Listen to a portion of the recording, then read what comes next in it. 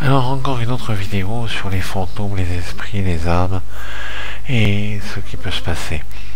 Eh bien, quelquefois vous ressentez, vous rencontrez quelqu'un et vous ressentez une aversion ou une attirance.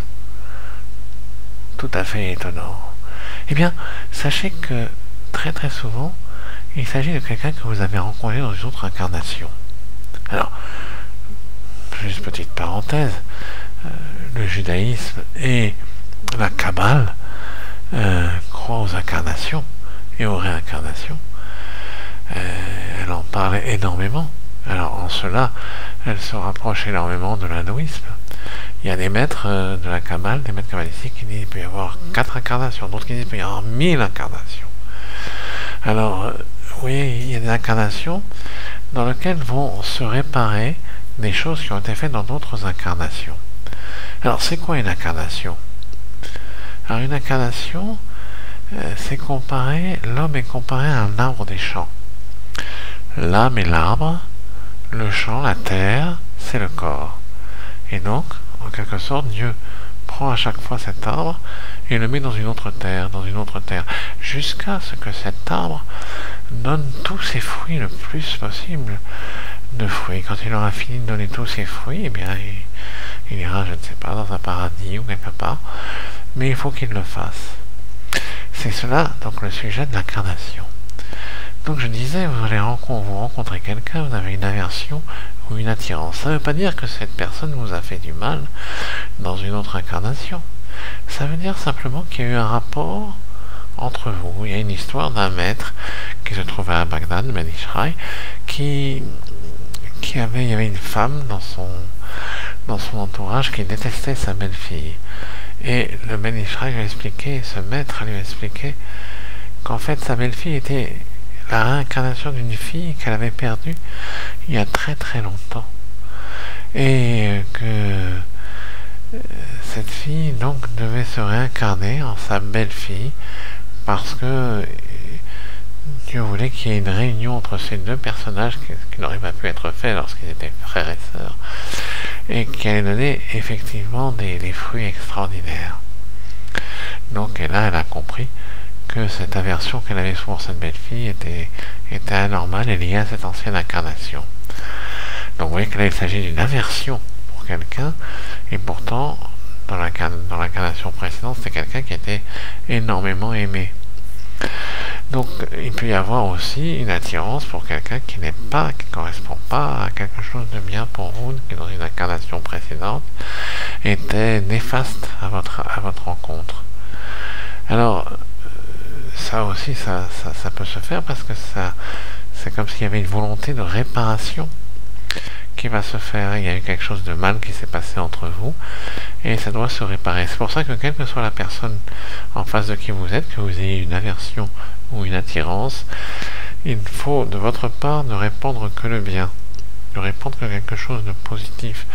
Ainsi, vous ne pourrez pas recevoir de choses négatives de cette personne et vous serez toujours en force et vous aurez toujours, si vous voulez, la possibilité soit de faire une réparation, soit d'augmenter ce qui était fait dans l'incarnation précédente.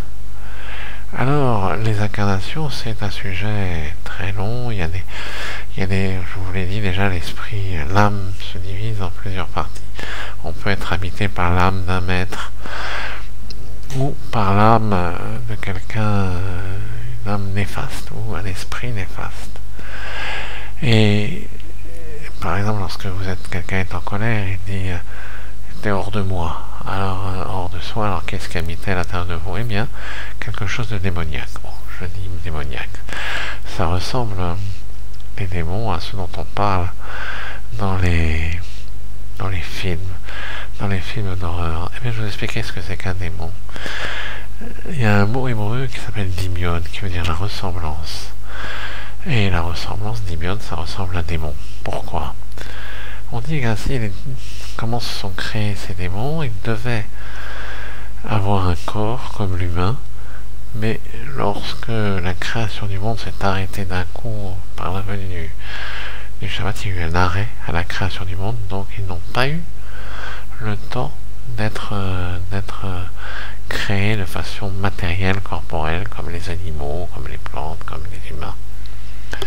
Alors, ils ont une existence, ils sont là, mais pas de matérialité. Comment on peut se manifester une matérialité lorsque les gens disent qu'ils ont vu des démons, lorsque les gens disent qu'ils ont vu quelque chose?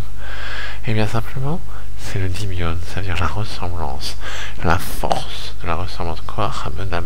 Ça veut dire que, en fait, c'est l'esprit humain qui va, par son imaginaire, créer une espèce de matérialité à cet être qui, lui, n'en a pas. Vous voyez? Et on en parle beaucoup, hein, ils sont appelés à chose intéressante, chez les démons femelles, il y a certains démons qui sont appelés ainsi, que ça s'appelle Sheda. Alors c'est intéressant parce que certaines descriptions de démons, dans les livres de kabbalistes du Moyen-Âge, décrivent ça comme des êtres qui peuvent être tout petits, se glisser sous les eaux, dans des endroits qui sont impropres, impurs, et ils sont détruits par la chaleur. Mais à quoi ça nous fait penser? Aux microbes. Donc les démons sont un petit peu... Certains démons sont décrits comme étant des microbes. Alors on aurait donc cette description des démons comme étant des microbes est assez peu connue, mais lorsque vous traduisez tous les textes qu'on peut trouver du Moyen-Âge, etc., où on nous parle de démons, eh bien, il s'agit de microbes. Très très souvent, regardez ces textes anciens, vous verrez que ça décrit des microbes. Voilà. Alors, comment se protéger des démons? Alors, c'est toute une dialectique avec l'impureté, le lavage, etc. Il y a deux choses très essentielles. L'attachement au divin est une espèce de protection simple. On a expliqué dans notre vidéo comment on pouvait s'attacher au divin. Et la deuxième chose, c'est la joie. Oui, être joyeux, c'est bien parce que être joyeux, c'est aussi une forme d'attachement au divin, c'est-à-dire que on accepte complètement toutes ses décisions et l'être qu'on est, et ce qui se passe aujourd'hui, on est content de l'œuvre de Dieu. Donc c'est la joie et l'attachement au divin. Mais chose étonnante, je vois des textes kabbalistiques anciens, je pense à un texte du maître Vital, et il décrit tout un tas de thérapies lorsqu'il y avait des épidémies avec des plantes, etc., ou alors des espèces d'incantations kabbalistiques qui sont probablement très efficaces. Mais il dit le plus important de tout, c'est la joie, de tout faire joyeusement. Et la joie écarte la peur, et cette peur est néfaste pour l'épidémie, et la joie, elle, au contraire, est bénéfique. Alors c'est étonnant de voir que cette notion de sentiment de joie, de sentiment joyeux, a une telle importance, alors que juste avant, on a décrit des tas de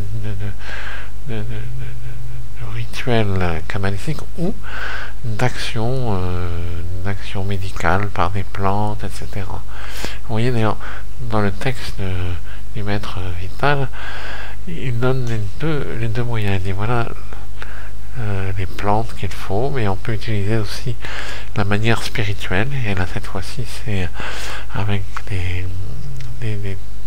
mots, des phrases, etc., des noms divins, des tas de choses kabbalistiques, et cette joie qui est là, et j'ai retrouvé cette joie dans beaucoup de textes de kabbalistes à propos des épidémies.